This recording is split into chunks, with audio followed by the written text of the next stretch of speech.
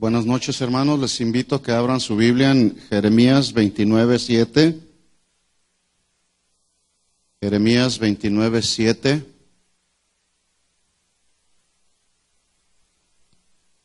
Tenemos meses desarrollando esta serie que tiene que ver con el ministerio de la oración. Y hemos estado aprendiendo diferentes formas, maneras de orar, porque el deseo de Dios es que los hijos de Dios nos involucremos en este ministerio que es un ministerio importante, que es la oración. No es muy socorrido, pero es muy importante.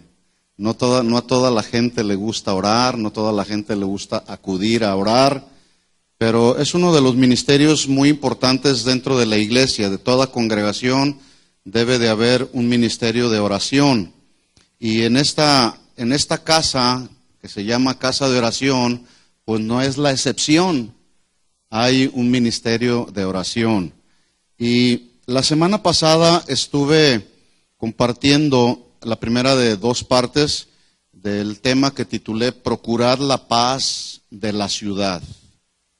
Porque esta es una instrucción que da el profeta, más bien que da Dios a través del profeta Jeremías. Y si usted tiene ahí ya la escritura, que es nuestro texto base, dice ahí Jeremías 29:7, ¿lo tiene? Procurad la paz. ¿Cuántos tienen paz? Pero esta no es una paz que tiene que ver con el hecho de que nos viene la paz cuando todo está bien. No, esta paz a la que se está refiriendo el profeta Jeremías principalmente o fundamentalmente tiene que ver con la paz que un pecador debe tener delante de Dios o hacia Dios a través del arrepentimiento. Alguien que no se arrepiente de sus pecados está en pleito con Dios por causa del pecado. Como usted y yo, cuando estábamos en nuestros pecados, estábamos en un pleito con Dios por causa del pecado, pero cuando nos arrepentimos de todos nuestros pecados, le pedimos perdón al Señor, y como dice la Biblia que Él es fiel y justo para perdonarnos de todo pecado y de toda maldad, pues nos perdonó, nos reconciliamos con el Señor. Entonces vino la paz al alma, la paz al corazón. Y esa paz a la que se refiere el profeta Jeremías, y el llamado que hace el profeta Jeremías a Jerusalén y a Judá. Les dice ahí, procuren la paz de la ciudad a la cual los hice transportar. Es decir, Jerusalén o el pueblo de Israel había llegado a Babilonia, estaban exiliados en Babilonia, habían sido deportados de Jerusalén a Babilonia, a una tierra pagana. Entonces, ya estaban ahí en una ciudad. Por eso es que el profeta Jeremías le dice, Dios hablando a través del profeta Jeremías, le dice al pueblo, procuren la paz donde ya están. Dice, y rueguen por ella a Jehová, porque en su paz tendrán vosotros paz. Vamos a orar y vamos a pedir que Dios hable a nuestro corazón y que esta palabra nos pueda motivar, alentar, amonestar, a orar por nuestra ciudad, ahí donde tú vives, por tus vecinos, para que ellos encuentren la paz con Dios. Y oremos para que Dios nos hable al corazón. Señor, en el nombre de Jesús, te damos gracias esta noche. Gracias porque tu palabra dice que cuando te invocamos, tú nos escuchas y tú respondes nuestra oración, Señor. Porque tú eres un Dios que oyes. Tú eres un Dios que escuchas, que ves la necesidad, la aflicción de tu pueblo y desciendes para ayudarnos, Señor.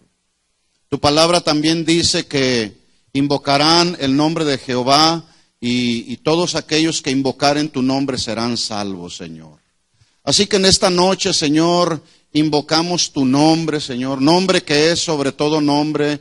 Nos acogemos bajo la sombra de tu autoridad, bajo tus alas. Y vamos ahí, Señor, a refugiarnos en tu presencia para que ahí en tu presencia tú puedas hablar a nuestro corazón, Señor, y podamos entender, comprender nuestra responsabilidad como hijos tuyos en relación y con respecto a la oración, Señor. Qué importante es este ministerio, Señor. Y mucho más importante es que tu pueblo ejerza este ministerio con excelencia, con diligencia, con prontitud, Señor, con emergencia, porque estamos viviendo los últimos tiempos, Señor, tiempos finales, tiempos peligrosos, donde habrá amadores de sí mismo, gente intemperante, traidores, impetuosos, infatuados, amadores de los deleites más que de Dios, Señor.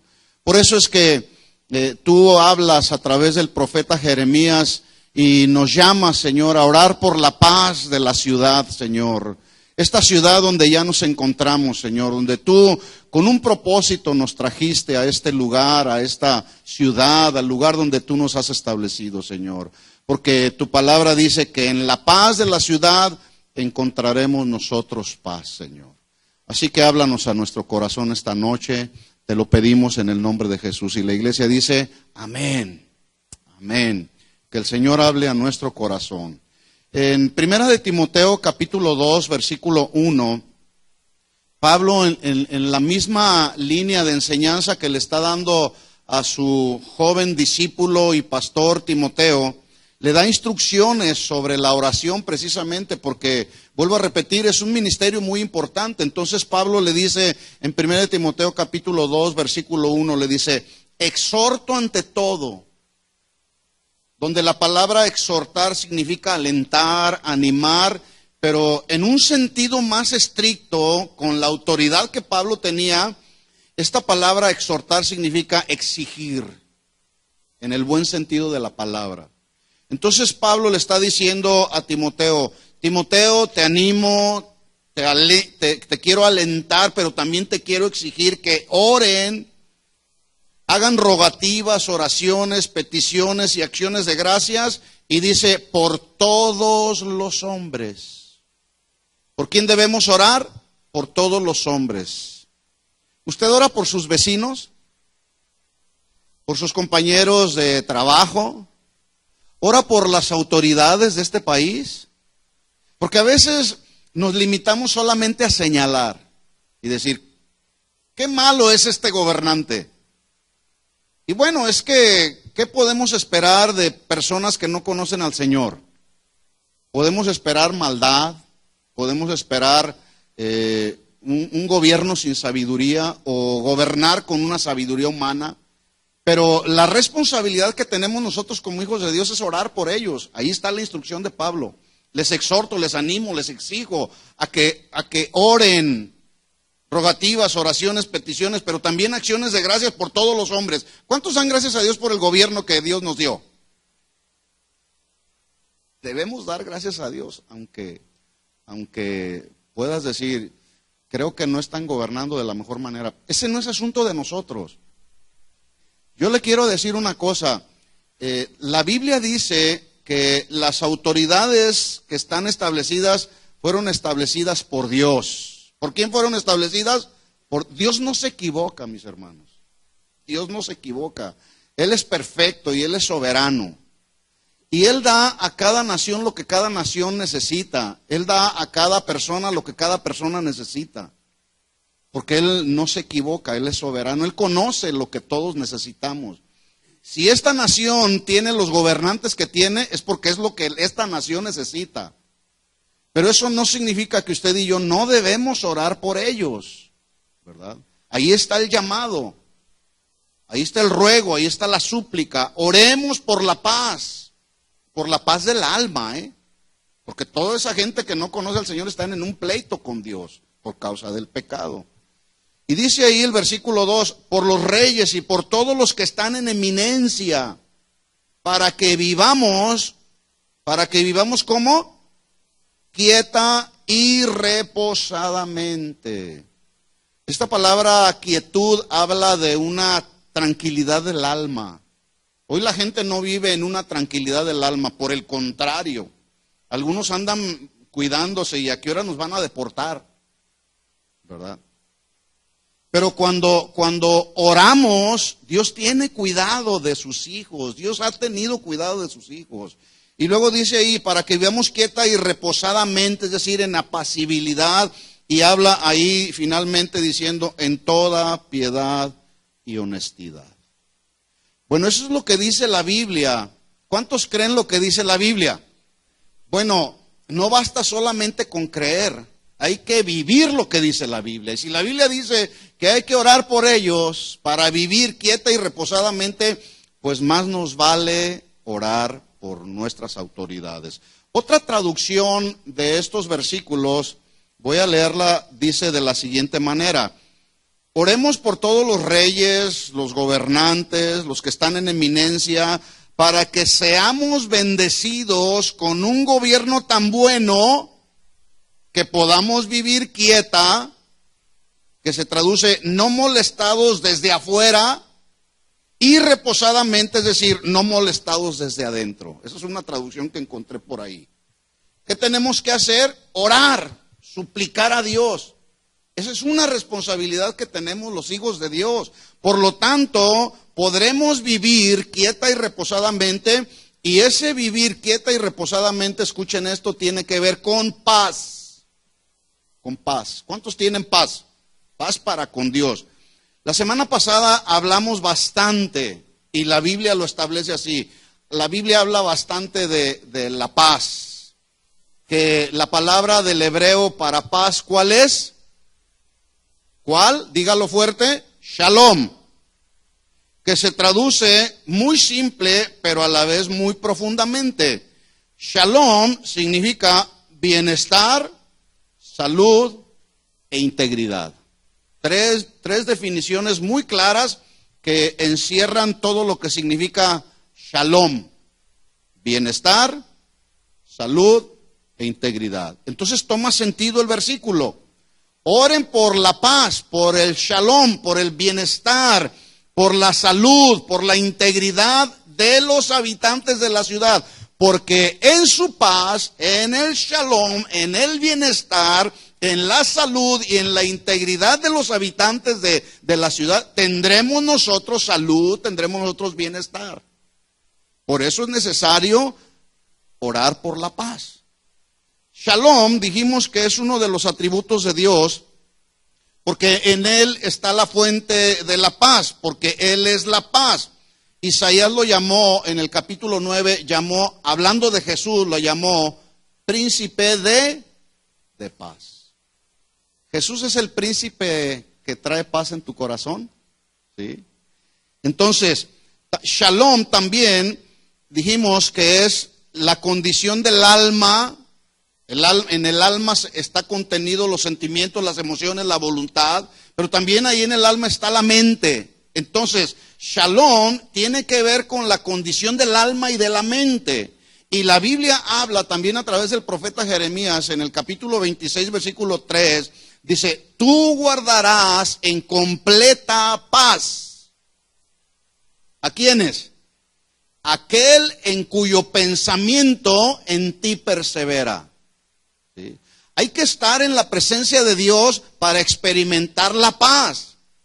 Hay que escudriñar la palabra del Señor para que nuestra mente esté llena de los pensamientos de Dios y en ese sentido entonces podamos tener paz en el alma, pero también en nuestra mente. ¿Sí? Shalom. Shalom tiene que ver pues con la condición o el estado del ser interior que se manifiesta con acciones y conductas en el exterior. Nos damos cuenta perfectamente cuando una persona no tiene paz en el ser interior. Anda atemorizada, angustiada, desesperada. Y no es para menos, los días que nos tocó vivir, pues no son los mejores días. Pero Jesús dijo, por haberse multiplicado la maldad, el amor de muchos se enfriará. Así dice Mateo 24, ¿verdad que sí? Por haberse multiplicado la maldad, el amor de muchos se enfriará. Pero luego dice Jesús también, más el que persevere hasta el fin, este será salvo. O sea, tiene que ver con que nuestra perseverancia y confianza y fe en el Señor nos va a ayudar para que en medio de los tiempos difíciles que nos tocó vivir, usted y yo podamos experimentar paz. En medio de tantos conflictos sociales que estamos viendo a nuestro alrededor. Así que Dios le habla al pueblo de Israel y les dice, procurad la paz. Procurad significa o se traduce poner un empeño en, así como pones el empeño en tu trabajo. Procuras hacer bien tu trabajo porque le pones el empeño a desarrollar tu trabajo. Asimismo, el mandato de Dios para los hijos de Dios es procurar, poner el empeño, pero también habla de esforzarse en. Así se traduce procurar. Así como pones el empeño, como te esfuerzas para desarrollar las actividades que desarrollas cada día, y luego también se traduce luchar al máximo. Entonces, nos esforzamos, le ponemos el empeño, luchamos al máximo para hacer mejor nuestra actividad que hacemos, tu trabajo, tu estudio, etcétera. Bueno, de esa misma manera tenemos que procurar la paz de la ciudad donde ya estamos. Porque alrededor de donde estamos, donde vivimos, hay gente que todavía no conoce al Señor. Entonces, dice ahí, procuren la paz, pongan el empeño, esfuércense, luchen al máximo, en este caso por la paz, por el bienestar, por la salud de la ciudad a la cual los hice transportar. Y escuchen bien, esta palabra transportar la leemos así muy simple, pero la traducción significa desterrar. Y en el Antiguo Testamento, cuando alguien era desterrado, en este caso el pueblo de Israel fue desterrado. Y no fue desterrado porque Dios es malo o Dios es cruel. Había una razón del por qué el pueblo de Israel fue desterrado. Y esa razón eran por sus constantes pecados. Ya lo vamos a ver más adelante. Pero la palabra transportar entonces se traduce desterrar. Y escuchen esto, mis hermanos, los desterrados en aquel tiempo generalmente eran desnudados por causa de sus pecados. Entonces ahí ya el asunto estaba más terrible. El pueblo de Israel fue desterrado, desnudado. ¿Por qué? Por sus pecados. Israel había sido un pueblo desterrado por sus constantes pecados, pero también esta palabra transportar significa exiliar o deportar. Entonces dice ahí, procurar la paz de la ciudad a la cual los he desterrado, los he exiliado, y luego dice, y rueguen por ella, rueguen por el bienestar, la salud, porque en su paz tendrán vosotros paz. Voy a parafrasear este versículo, pudiéramos leerlo de la siguiente manera, para que nos quede mucho más claro acerca de nuestra responsabilidad. No estamos en esta ciudad por estar solamente. No vives en la ciudad donde tú vives nomás por vivir. Hay un propósito de Dios. ¿Cuántos saben que hay un propósito? El problema o el asunto es si se está cumpliendo ese propósito, ¿verdad? Por eso hay un llamado a orar. A lo mejor no puedes venir el viernes al tiempo de oración y ayuno, pero lo puedes hacer ahí en un espacio. Dentro de tus actividades diarias, si tienes un tiempo para orar, hazlo ahí. Ora por tu ciudad, ora por tus vecinos, ora por la gente que tú sabes que necesita ser cambiada. Entonces, parafraseando este versículo, podemos leer de la siguiente manera. Dice Dios a través del profeta Jeremías, procuren la paz, poniendo todo su empeño, luchen por la paz, por el bienestar, la salud, la integridad de los habitantes de su ciudad, y rueguen, suplíquenle a Dios por ella, porque en su shalom, en su paz, tendrán ustedes shalom, bienestar, salud e integridad. Está claro el versículo, ¿verdad? Sí, ok. La semana pasada, pues, vimos a la luz de la historia de la humanidad, que aún a pesar de que los gobernantes, a través de las diferentes generaciones, pasan los años, y los gobernantes de las naciones hacen tratados de paz, firman tratados de paz. Yo les di algunos ejemplos, ¿verdad?, de algunos países donde hicieron algunos tratados de paz. Pero también hicimos una pregunta. La pregunta es, aún a pesar de los tratados que los gobiernos de los países hacen para buscar la paz entre un gobierno y otro o entre el mismo país. ¿Por qué? La pregunta es, ¿por qué la gente sigue experimentando o no puede seguir experimentando paz en su corazón? ¿Por qué? ¿Se acuerdan cuál fue la razón que dimos? ¿Por qué? Por el pecado. ¿Por qué la gente no tiene paz en su corazón? La causa fundamental, pues, es el pecado, y pecado con mayúsculas. Porque el pecado está considerado de todo tipo de pecado. Cuando la gente vive y desarrolla pecados, no puede tener comunión con Dios. El pecado nos aleja de Dios. Y la Biblia narra desde el Génesis hasta nuestros días episodios en los que la gente vive sin paz por causa del pecado. Así que el pecado, cualquiera que sea, ha separado y seguirá separando al hombre de aquel de quien proviene la verdadera paz. Dios ha hecho pactos con su pueblo y pactos entre otros que tienen que ver con la paz. Por eso es que usted y yo el día de hoy podemos experimentar paz, porque Dios hizo un pacto con su pueblo y dice la Biblia que la sangre de Cristo derramada en la cruz del Calvario fue sangre que tenía como simbología un nuevo pacto en su sangre. Y por esa razón que Jesús derramó su sangre en la cruz del Calvario, es que usted y yo, al momento de arrepentirnos de todos nuestros pecados, entramos en esa paz al reconciliarnos con el Padre. ¿Sí? Así que vamos a entrar un poquito más en el tema. Pregunta. Ya leímos ahí Jeremías 29:7. ¿Qué dice Jeremías 29:7? ¿Quién lo puede leer fuerte? Dígalo fuerte. ¿Sí tiene su Biblia ahí? A ver qué dice José. Fuerte, José. Con voz de trueno.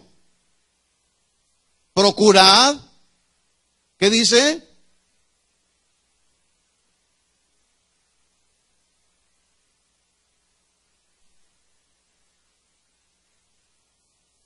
Ok, pregunta.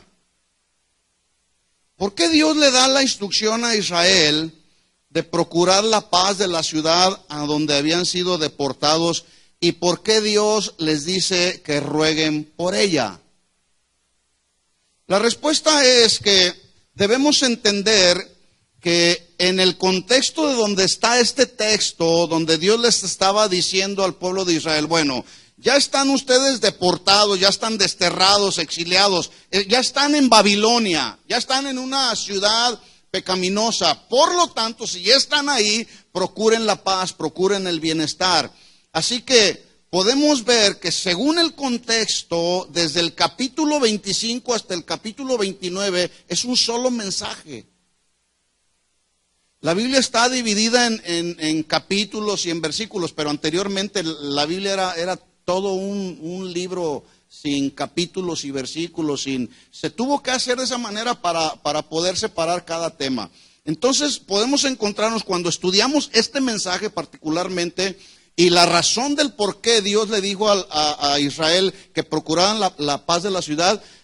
Tenemos que irnos hasta el contexto, hasta el capítulo 25, para entonces poder entender que una y otra vez Israel había caído en constantes y continuos pecados de los cuales no se arrepentía. Una y otra vez Israel cayó en pecados constantes y continuamente de los cuales no se arrepentía. Yo lo he dicho en otras ocasiones y lo vuelvo a repetir. El pueblo de Israel es tan parecido, o mejor dicho, nosotros nos parecemos tanto al pueblo de Israel. Porque a veces Dios nos está llamando al arrepentimiento y caemos una y otra vez en los mismos pecados. Vamos a leer un poco acerca del contexto. Vamos al capítulo 25 y versículo 3. Capítulo 25, versículo 3. Vamos a tratar de hacer un recorrido rápido para entender el contexto y poder darle respuesta a la pregunta, ¿por qué Dios le llamó al pueblo de Israel a procurar la paz? Tenemos que ir al contexto. Mire lo que dice Jeremías 25:3. ¿Lo tiene ahí? Dice, desde el año 13 de Josías, hijo de Amón, rey de Judá, hasta este día, que son 23 años, diga conmigo 23 años. Y se dice fácil 23 años, pero son muchos años. Desde este día 13 hasta el día de hoy, que son 23 años, dice, ha venido, está hablando Dios a través del profeta Jeremías, ha venido a mí palabra de Jehová y he hablado desde temprano y sin cesar, pero, ¿qué? No oísteis. Es decir, que Jeremías había iniciado su ministerio de proclamación de los mensajes de Dios en el año 11, según la historia. Este era ya el año 13, lo cual significa que Jeremías había permanecido fiel a la proclamación del mensaje de Dios del arrepentimiento o el justo juicio de Dios si Israel no se arrepentía. En otras palabras, estos versículos o la vida de Jeremías nos enseñan que usted y yo necesitamos permanecer también fieles y leales en la proclamación de los mensajes de Dios. Proclamar el mensaje de Dios, aunque el mensaje de Dios, incluso Jeremías en uno de los capítulos dice que la palabra de Dios o el mensaje de Dios es como martillo que golpea. Porque el propósito de Dios es que la palabra de Dios golpee el corazón para ser confrontados y poder darle una respuesta a Dios adecuada. Así que hay que agradar a Dios proclamando los mensajes de Dios y no a los hombres. Y hoy, en algunos ministerios cristianos se agrada más al hombre que a Dios. Y se predica un mensaje donde el mensaje lleva como propósito agradar a los hombres antes que a Dios. Y este asunto no es de ahorita. A Pablo le pasó con la iglesia de los Gálatas. Y Pablo les habla y les escribe en el capítulo 1 y les dice, Gálatas, no hay otro evangelio. El evangelio es el mismo, el evangelio no ha cambiado. La palabra de Dios no cambia, la palabra de Dios permanece para siempre. La hierba se seca, la flor se cae, pero la palabra de Dios permanece para siempre, lo dijo Isaías, ¿verdad? Así que Pablo le habla a los Gálatas y les dice, estoy maravillado cómo tan pronto se desviaron del mensaje del evangelio. No hay otro evangelio. Y luego Pablo les dice a los Gálatas, ¿acaso busco el favor de los hombres o el de Dios? Hace una pregunta ahí Pablo. Cuando tú predicas, ¿buscas el favor de los hombres o el de Dios? El favor de Dios. Y cuando prediquemos el evangelio hay que hacerlo con autoridad, hay que hacerlo con toda integridad, no tratando de agradar a los hombres. O trato de agradar a los hombres, dice Pablo, pues si todavía agradara a los hombres, entonces no sería siervo de Cristo. Jeremías permaneció fiel. Yo estuve revisando un bosquejo de todo lo que es el libro de Jeremías, desde el capítulo 2, desde el 1, pero en el capítulo 1 está el llamado de Jeremías. En el capítulo 2, Israel ya empieza a desviarse. Llegamos al capítulo 25 y el pueblo de Israel sigue desviado, sigue obstinado en sus pecados. Versículo 3, Jeremías 25:3. Entonces dice, desde el año 13 de Josías, hijo de Amón, rey de Judá, hasta este día, que son 23 años, ha venido a mí palabra de Jehová y he hablado desde temprano sin cesar, pero no oísteis. Versículo 4, y envió Jehová a vosotros todos sus siervos. Una y otra vez los profetas de Dios eran enviados a exhortar al pueblo de Israel. Dice, envió a todos sus siervos desde temprano y sin cesar, pero no oísteis, ni inclinaste vuestro oído para escuchar. Versículo 5, cuando decían, volveos de vuestro mal camino y de la maldad de vuestras obras, y moraréis en la tierra que os dio Jehová a vosotros y a vuestros padres para siempre. No vayáis en pos de dioses ajenos, sirviéndoles y adorándoles, ni provoquéis a ira con la obra de vuestras manos, y no os haré mal. Versículo 7, ahí está una vez más. Fíjense cómo una y otra vez el Señor repitiéndoles, no han oído. Versículo 7, pero no me habéis oído, dice Jehová, para provocarme a ira con la obra de vuestras manos para mal vuestro. Por tanto, así he dicho Jehová de los ejércitos, por cuanto no habéis oído mis palabras, he aquí enviaré y tomaré a todas las tribus del norte, dice Jehová, y a Nabucodonosor, rey de Babilonia, mi siervo. Pregunta. ¿Acaso Nabucodonosor, rey de Babilonia, conocía a Dios, por eso lo llama su siervo? ¿Sí o no? No. Lo cual significa entonces que Dios en su soberanía usa a un gente pagana, mala y perversa para cumplir sus propósitos con su pueblo. Y esto nos da luz. ¿Por qué tenemos el presidente que tenemos? Dios quiere cumplir su propósito con el pueblo. ¿Sí? Porque la Biblia dice, hablando David en el Salmo 24, dice, de Jehová es. De Jehová es. ¿Qué es de Jehová? La tierra, su plenitud, el mundo y todos los que en él habitan. ¿De quién son? Son de él. Sí. Versículo 9, seguimos leyendo. He aquí enviaré y tomaré a todas las tribus del norte, dice Jehová, y a Nabucodonosor, rey de Babilonia, mi siervo, y los traeré contra esta tierra y contra sus moradores y contra todas estas naciones en derredor, y los destruiré. Mire qué sentencia por causa de no oír la voz de Dios. Y los pondré por escarnio y por burla y en desolación perpetua. Y haré que desaparezca de entre ellos la voz de gozo, la voz de alegría, la voz de desposado, la voz de desposada, ruido de molino y luz de lámpara. Toda esta tierra, versículo 11, será puesta en ruinas y en espanto. Y servirán estas naciones al rey de Babilonia, ¿cuántos años? ¿Cuántos? 70 años. 70 años. En estas naciones estaba acá, acá, dejen allá que hagan su trabajo, acá. No se me distraiga. Dice entonces, servirán estas naciones al rey de Babilonia, ¿cuántos años? 70 años. Subraya ahí 70 años. Es muy importante esta expresión. 70 años es la expresión que está indicando que el pueblo de Israel, escuchen esto, el pueblo de Israel sufriría el destierro, el exilio por mandato de Dios, no porque Dios es malo o es cruel. Porque Dios no hace nada injustamente, porque Él es Dios justo y ama la justicia. Esto era lo que el pueblo necesitaba, 70 años de exilio. Ellos iban a servir al rey pagano Nabucodonosor de Babilonia por un tiempo largo, digan conmigo, un tiempo largo. 70 años son muchos años. Era un tiempo largo. ¿Por qué iban a servir a un dios pagano, Nabucodonosor? Como consecuencia de sus constantes acciones de pecado.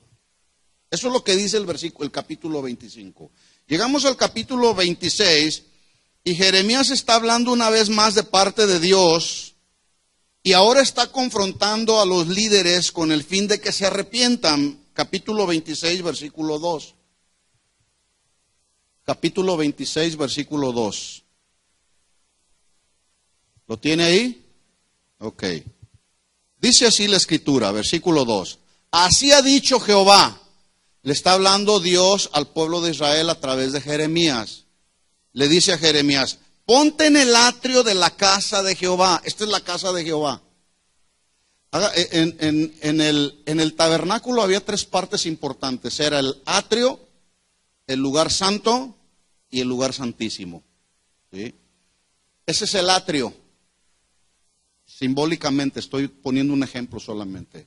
Haga de cuenta que aquí es el lugar santo y ahí el lugar santísimo. Entonces Dios le dice a Jeremías, ponte en el atrio.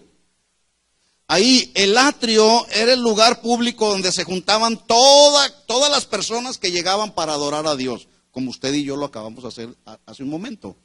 Ahí en el atrio, todos adorando al Señor. Entonces Dios le dice a Jeremías, ponte ahí en el atrio. y diles lo siguiente: así ha dicho Jehová, ponte en el atrio de la casa de Jehová y habla a todas las ciudades de Judá que vienen para adorar en la casa de Jehová todas las palabras que yo te mandé hablarles. No retengas ninguna palabra. ¿Quién da esta instrucción? Dios le está dando esta instrucción a Jeremías. Versículo 3.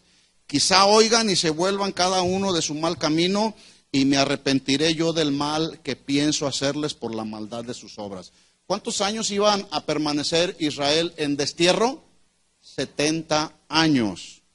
Dios podía arrepentirse o cambiar el rumbo de los 70 años si el pueblo de Israel se volvía a él. ¿Sí? Versículo 4. Les dirás pues, así ha dicho Jehová, si no me oyereis para andar en mi ley, la cual puse ante vosotros, para atender las palabras de mis siervos, los profetas que yo os envío desde temprano y sin cesar, a los cuales no habéis oído. Llegamos al capítulo 26 y el pueblo de Israel seguía sin oír la voz de Dios, obstinados en vivir como les daba su gana. Versículo 6. Y yo pondré esta casa como Silo. Silo había sido una ciudad donde había estado el tabernáculo junto con el arca, y donde Israel llegaba ahí para adorar y ofrecer los sacrificios a Dios. Pero llegaron los filisteos y dejaron ese lugar donde descendía la presencia del Señor. Dice la historia, Silo lo dejaron en ruinas completamente. Se acabó la adoración a Dios, se acabaron los sacrificios a Dios. A eso se está refiriendo. Entonces dice ahí el Señor, dice: yo pondré esta casa como Silo. Jerusalén, en otras palabras, sería convertida en un montón de ruinas. Oiga, hasta aquí el mensaje de Jeremías no era un mensaje muy alentador, ¿verdad que no? ¿A quién le gusta que le digan que esta ciudad se va a convertir en ruinas? Lo que pasa es que Jeremías estaba solamente cumpliendo con las instrucciones de Dios.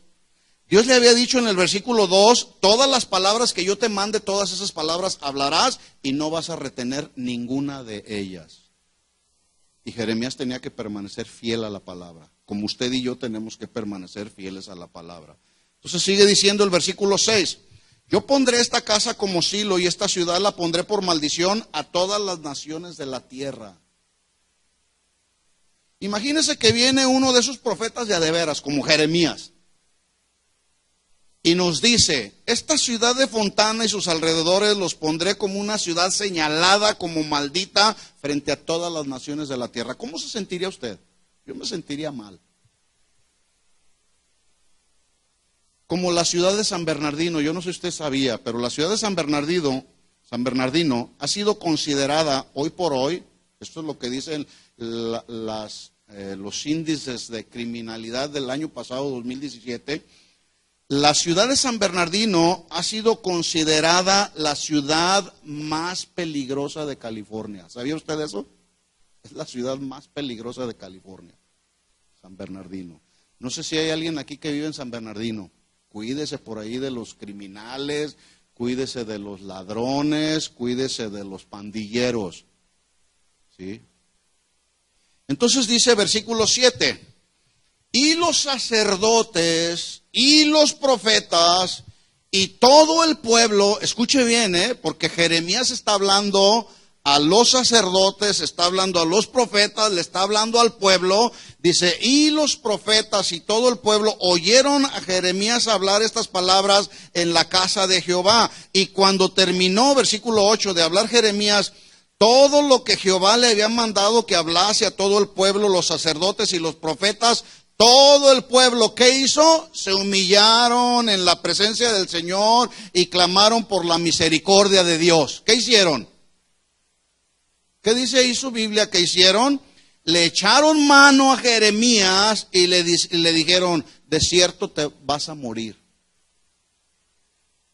Vuelvo a repetir lo que ya dije, es que el mensaje de Jeremías no era un mensaje que el pueblo de Israel quería oír.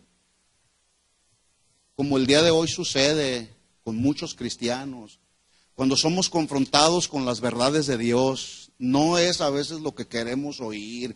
Queremos oír mensajes que halaguen nuestro oído, que se escuchen muy bien. Y como Jeremías estaba comprometido con Dios, a hablar los mensajes de Dios, al pueblo de Israel no le gustó y le echaron mano para matarlo. Y le dijeron, de cierto morirás. ¿Sabe usted cómo pretendían matar a Jeremías? Apedreado. Lo querían agarrar y lo querían apedrear. Obviamente el mensaje de Jeremías, ellos no lo entendieron. Porque Jeremías primero está haciendo una invitación al arrepentimiento, pero ellos estaban solamente oyendo el castigo y el cautiverio que vendría por causa de la desobediencia del pueblo de Israel. Por lo tanto, como no fue el mensaje que querían escuchar, lo quisieron matar. Hoy pasa lo mismo. El mensaje de los verdaderos mensajeros de Dios, valga la redundancia, que tiene que ver con la confrontación del pecado, con un llamado al arrepentimiento, con dejar de vivir una vida carnal, con dejar de vivir los malos caminos en los que a veces andamos caminando en este mundo, no es lo que la gente quiere escuchar. A veces no nos gusta cuando nos confrontan y nos dicen, arrepiéntete de tus pecados. La gente quiere escuchar un mensaje agradable al oído, y si es de prosperidad material es mucho mejor. Esos sí son los mensajes que la gente quiere escuchar. Pero además, si es un mensaje que no contenga compromiso de pureza y santidad, igual, dicen, no, está bien, pues no hay ningún compromiso. Pero ¿cuántos saben que los caminos del Señor son caminos que nos comprometen a vivir en pureza sexual y en santidad? ¿Cuántos sabían eso? Si no lo sabía, pues ahora ya lo sabe. Hace unos días platicaba con alguien de otra congregación, y bueno, esto no es nada nuevo. Él me comentaba que para lograr construir el edificio de su congregación, donde ahora ellos están, pues les costó varios millones de dólares aquí en la ciudad de Fontana. Y bueno, para lograr el propósito de poder sacar adelante el presupuesto, los varios millones que les costaba construir su edificio, él me estaba comentando que el pastor de la congregación contrató a un recaudador de fondos que les habló un mensaje elocuente a la gente, un mensaje contundente de prosperidad. Y obviamente pues la gente fue persuadida a dar, y hoy pues su edificio es una realidad. Y bueno, nosotros no tenemos un edificio, pero ¿cuántos estarían dispuestos a que contratáramos a un recaudador de fondos que viniera a motivarle las emociones para que entonces pudiéramos tener nuestro edificio y fuera nuestro edificio una realidad? ¿Ustedes quisieran eso? Es que eso no tiene nada que ver con la Biblia, porque Dios es el dueño de la iglesia. Él es el proveedor de las necesidades de la iglesia. Y el día que Dios nos quiera dar un lugar, nos lo va a dar. Y va a ser provisto por Él, para que la gloria sea para Él y no para los hombres. ¿Sí? En otras palabras, este concepto que se manejó en esta congregación no es otra cosa más que la práctica de las doctrinas de enseñanza de un hombre que existió en el 1400 y tantos más o menos, llamado Nicolás Maquiavelo. ¿Ha oído por ahí de Nicolás Maquiavelo? De ahí se derivó la expresión conductas maquiavélicas. ¿Ha oído esa expresión, conductas maquiavélicas?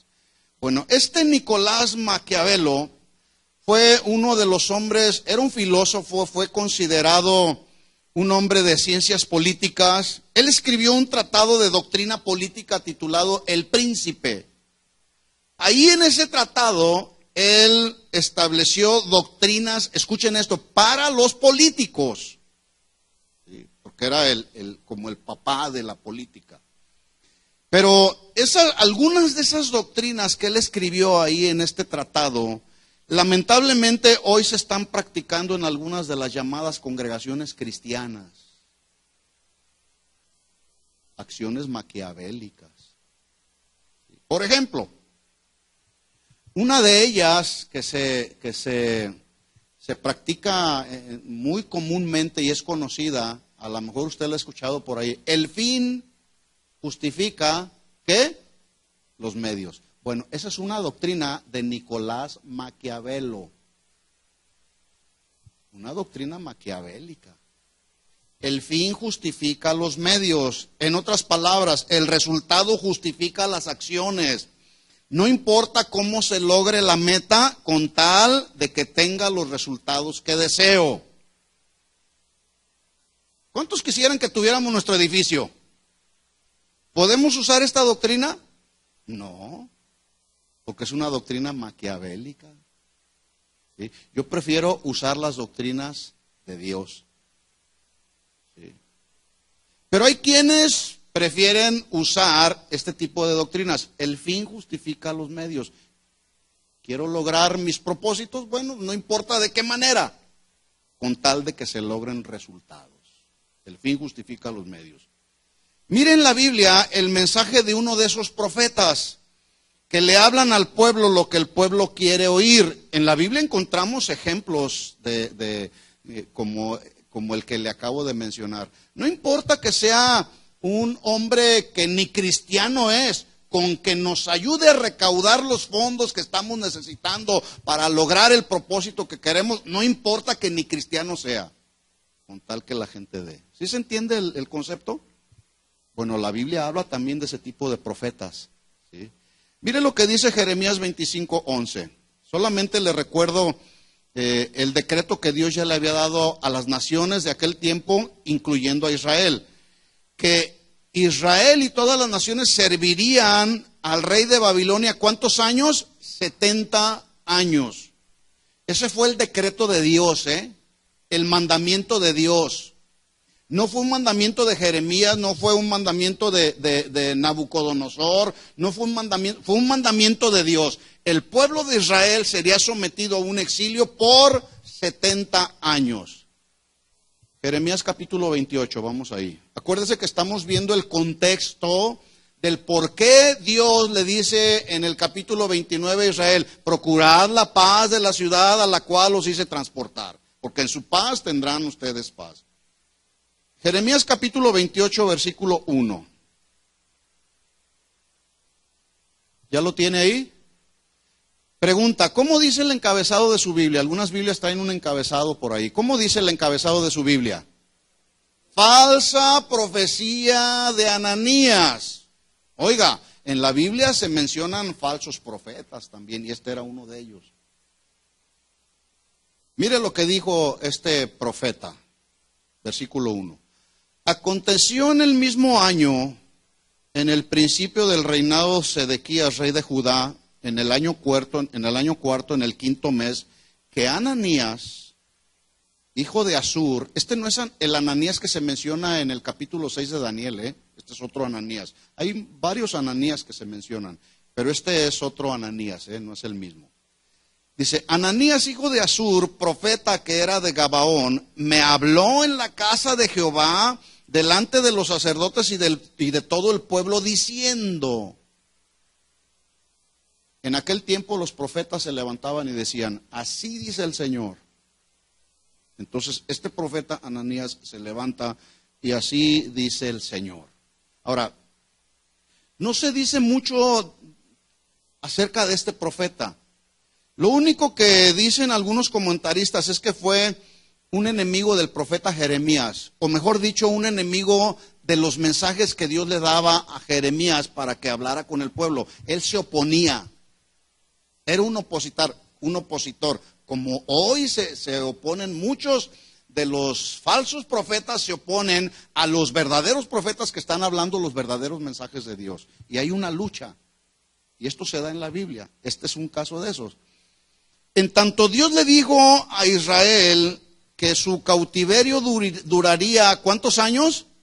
70 años. Mire lo que dijo este profeta, 28:2. Así habló Jehová de los ejércitos, Dios de Israel, diciendo, quebranté el yugo del rey de Babilonia, versículo 3, dentro de 2 años Haré volver a este lugar todos los utensilios de la casa de Jehová que Nabucodonosor, rey de Babilonia, tomó de este lugar para llevarlos a Babilonia. Y yo haré volver a este lugar a Jeconías, hijo de Joacim, rey de Judá, y a todos los transportados de Judá que entraron en Babilonia. Dice Jehová, porque yo quebrantaré el yugo del rey de Babilonia. ¿Así había dicho Jehová? Bueno, aquí hay una enseñanza muy importante para nosotros, Ese, así dice el Señor, es una expresión de la cual tenemos que tener mucho cuidado, Porque hoy muchos se ponen detrás de un púlpito o frente a un grupo cristiano y dicen, así dice el Señor, cuando Dios no ha dicho nada.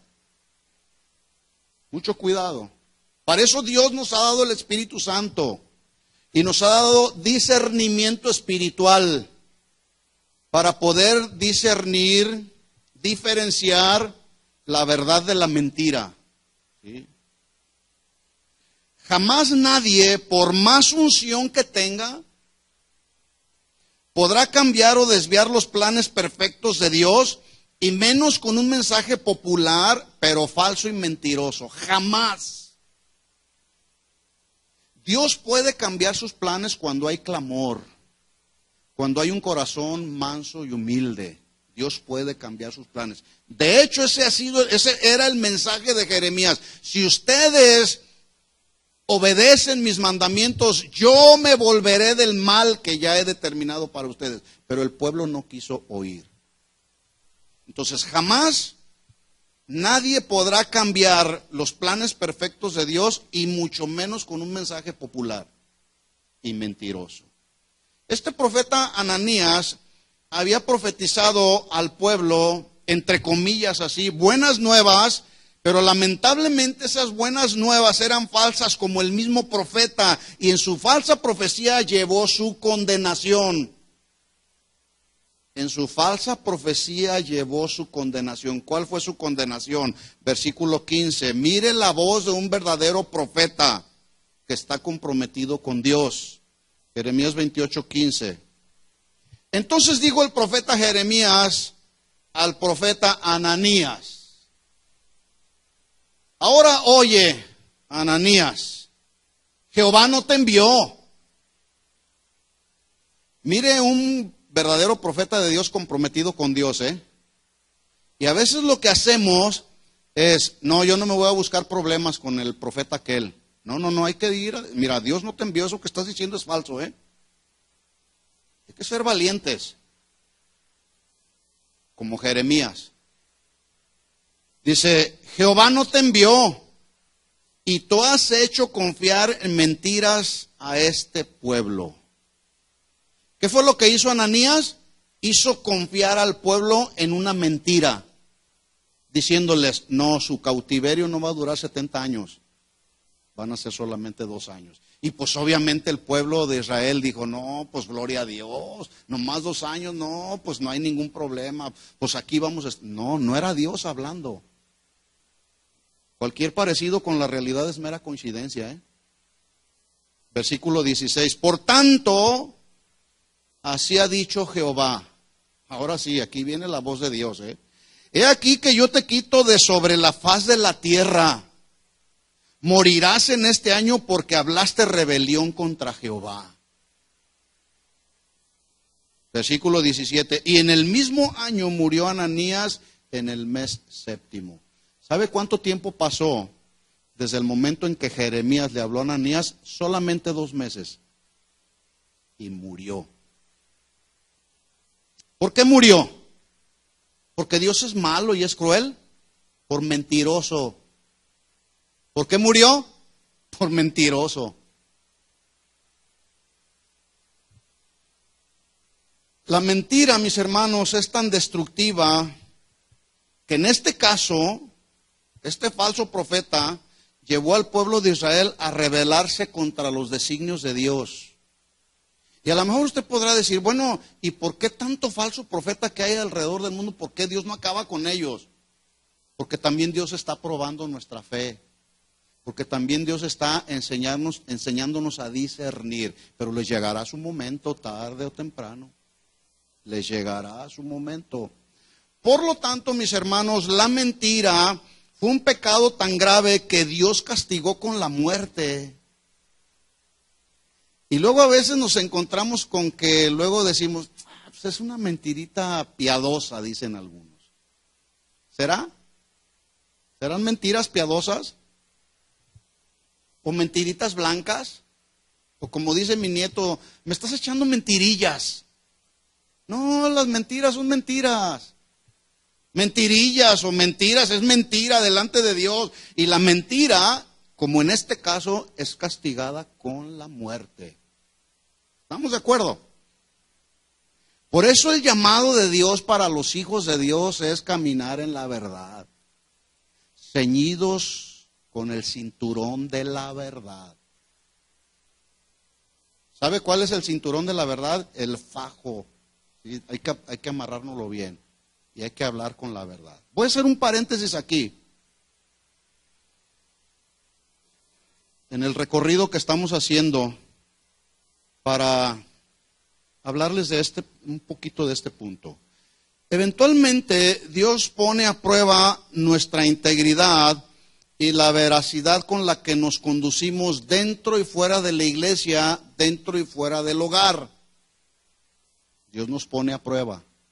¿Sí? A ver qué tan veraz eres, a ver qué tan íntegro eres, dentro de la iglesia o fuera de la iglesia.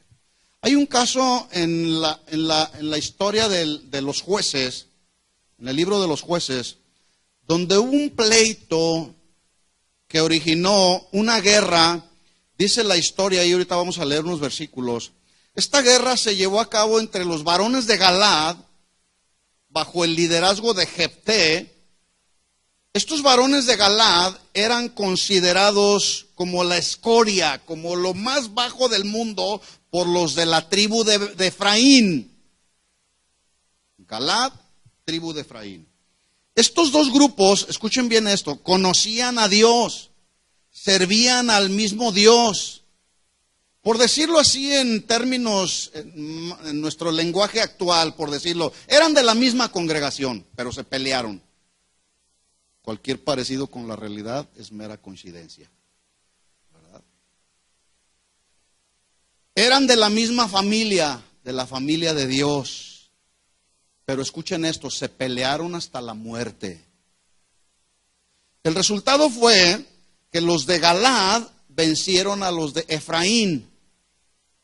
Los de Galaad, una vez que vencieron a los de Efraín, tomaron como parte de su propiedad, porque cuando iban conquistando la tierra, tomaban propiedades. Entonces los de Galaad tomaron como parte de su propiedad lo que en la Biblia se menciona como los vados del Jordán, que eran ríos o arroyos poco profundos, de tal forma que se podían cruzar con facilidad. Había un vado, haga de cuenta que aquí hay un vado así, pero cualquiera que quiere cruzar de este lado para este lado puede hacerlo con facilidad. Era un río, ¿sí? Pero esos vados eran propiedad de los de Galaad. Así que cuando los de Efraín querían pasar hacia el otro lado, como los de Galaad no sabían quiénes eran los de Efraín, a ver si puedo darme a entender este ejemplo. Les preguntaban, una vez que hagan de cuenta que estos son los de Efraín y aquí en los vados están los de Galaad. Entonces los de Efraín quieren, pero yo no sabía que ellos eran los de la tribu de Efraín. Entonces cuando querían pasar hacia acá, de este lado, los de Galaad le decían, ¿eres efrateo o de la tribu de Efraín? Y ellos decían, sí, decían, no soy de la tribu, porque querían pasar al otro lado. Es decir, los de la tribu de Efraín no podían pasar a la propiedad de los de Galaad. Entonces, como los de Galaad no sabían quiénes eran los de Efraín, les preguntaban, ¿eres de la tribu de Efraín, sí o no? Y ellos decían, no somos de la tribu de Efraín, somos de otra tribu. Bueno, ellos los ponían a prueba para confirmar la integridad y la veracidad de sus palabras. Si aprobaban, podían cruzar el río y si reprobaban, morían y morían por mentirosos. La prueba consistía en pronunciar correctamente una palabra, shibolet, así como shalom, shibolet. ¿Cómo es? Shibolet, que significa arroyo que fluye. Si ellos, los de Efraín, decían Sibolet, sin la H intermedia, ellos podían decir, no, estos son de la tribu de Efraín, y los mataban. ¿Sí? ¿Sabe usted cuántos mentirosos murieron en esa prueba? Acuérdese, yo le estoy mencionando, hice un paréntesis aquí en el recorrido que estamos haciendo, para hablar un poco de la mentira, porque a veces eventualmente Dios pone a prueba nuestra integridad y la veracidad de nuestra conducta, a ver si nos conducimos con verdad. ¿Sí? Entonces, y este ejemplo en la Biblia nos enseña y nos ilustra que a veces, como estos de Efraín incurrieron en mentiras, así mismo también nosotros. La prueba entonces consistía en decir Shibolet. Si decían Shibolet bien, pásale, bienvenido, puedes cruzar. Pero si decían Sibolet, eran de Efraín. Y a los de Efraín los mataban. ¿Por qué los mataban? Por mentirosos. ¿Sabe usted cuántos murieron en esta prueba? Dice la Biblia que murieron ese día 42,000 mentirosos.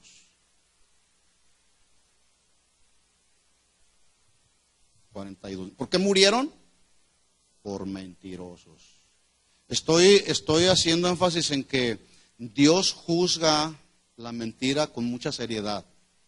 Así como el profeta Ananías murió por mentiroso y le costó la vida, así a estos de la tribu de Efraín les costó la vida también por mentirosos. ¿Sí? Ahora, todos sabemos que a los niños no hay que enseñarles a mentir, ¿verdad que no? Por naturaleza. ¿Quién hizo eso? No, pues fue Michelle, mi nieta, ¿no? Ananías y Zafira, otros mentirosos, ¿verdad? ¿Por qué murieron Ananías y Zafira? Por mentirosos, le mintieron al Espíritu Santo, ¿verdad? Entonces, a los niños no hay que enseñarles a que mientan, ¿verdad que no? Pero tampoco a los adultos hay que enseñarles. Estamos igual. Pero la Biblia sí nos enseña a ser veraces, a conducirnos en la verdad. ¿Sí? Así que, ¿cuántas veces se nos hace tan fácil mentir y con nuestras mentiras podemos estar arrastrando a otros por malos caminos como Ananías al pueblo? ¿Sí? Así es que, ¿cuántos dicen Shibolet? Porque si dices Sibolet, ya no vas a poder pasar. Sí. Entonces le dice Jeremías a Ananías, Jehová no te envió, tú has hecho confiar en mentiras a este pueblo, por tanto así te dice Jehová, he aquí que yo te quito de sobre la faz de la tierra, vas a morir porque hablaste rebelión contra Jehová. Llegamos pues al capítulo 29, donde se concluye con una carta, Dios hablando a través del profeta Jeremías a todos los cautivos que estaban ya en Babilonia. Una carta, para que sea una carta, debe de contener un emisor y un receptor. Entonces, bueno, pues los emisores eran Dios hablando a través de Jeremías y los receptores eran los ancianos, los profetas, los sacerdotes y todo el pueblo. Así lo confirma el verso 1. Vamos ahí a Jeremías 29:1. Dice, estas son las palabras de la carta que el profeta Jeremías envió de Jerusalén a los ancianos que habían quedado de los que fueron transportados y a los sacerdotes y profetas y a todo el pueblo que Nabucodonosor llevó cautivos de Jerusalén a Babilonia. Jerusalén en el hebreo se traduce casa de paz. ¿Cómo se traduce? Casa de paz. Y en árabe, Jerusalén significa casa de lo sagrado. Por lo tanto, Jerusalén era considerada una casa de paz, pero también hasta la fecha, el día de hoy, se sigue considerando un lugar sagrado. ¿Por qué? Porque ahí en Jerusalén fue donde crucificaron a Jesús. Allí se encuentra el sepulcro de nuestro Salvador Jesucristo. Jerusalén, es el lugar donde Jesús celebró con sus discípulos la última cena. Ahí en Jerusalén fue que Jesús apareció a los discípulos. Ahí fue donde fue derramado el Espíritu Santo el día de Pentecostés. Ahí en Jerusalén fue el lugar de agonía de Jesús. Allí en Jerusalén fue la ciudad por la que Jesús lloró. Allí en Jerusalén fue donde Jesús enseñó la tremenda oración del Padre Nuestro. Allí en Jerusalén fue donde Jesús fue juzgado injustamente, y ahí mismo en Jerusalén fue donde Pedro negó a Jesús. Por eso es un lugar sagrado.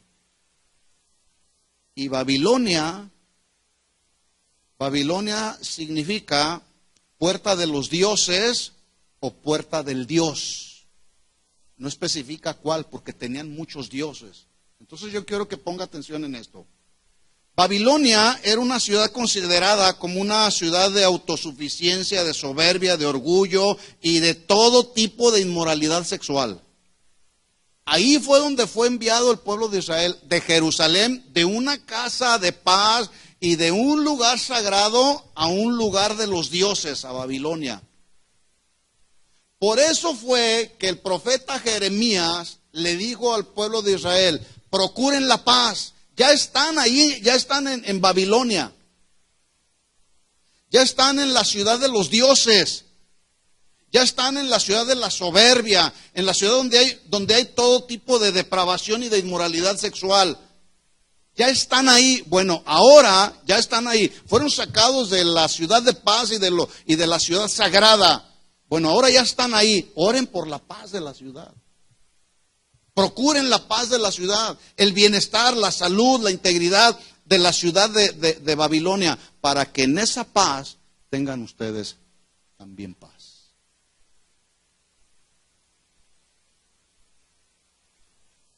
Versículo Jeremías 29:4. Así ha dicho Jehová de los ejércitos, Dios de Israel, a todos los de la cautividad que hice transportar de Jerusalén a Babilonia. El primer mandato, estoy casi terminando, denme unos minutos solamente. El primer mandato que Dios les da, versículo 5, es: edifiquen casas y habítenlas.